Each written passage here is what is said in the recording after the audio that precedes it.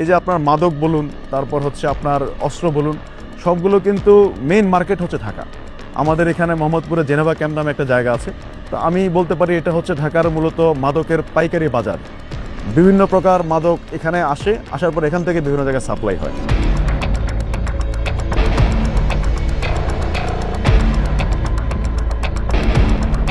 যেহেতু সব কিছু সহজলভ্য, খুব ইজিলি তারা ছোটোখাটো দেশীয় অস্ত্র বা দেশীয় বোম, যেটাকে আমরা ককটেল বোম বলি, যেটা দ্বারা বিভিন্ন সময়ে আপনারা ইদানিং শুনতে পেরেছেন যে হামলা হচ্ছে।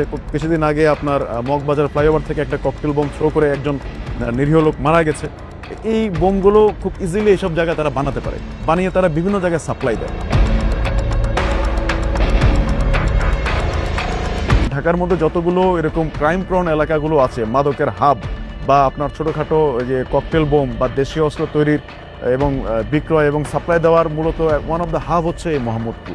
এই যে জায়গাগুলো থেকে বিভিন্ন জায়গায় সাপ্লাই হচ্ছে এবং তারা এই জায়গাগুলোতে বিভিন্ন জায়গায় গিয়ে তারা খুব ইজিলি, আপনার যেহেতু ঢাকাকে জনবসতিপূর্ণ এলাকা, অনেক লোক এখানে পড়ালেখা করতে আসে, চাকরি করতে আসে, ব্যবসা করতে আসে, এখানের সবাই কোনো না কোনো ভালোভাবে ইনকাম করার চেষ্টা করে।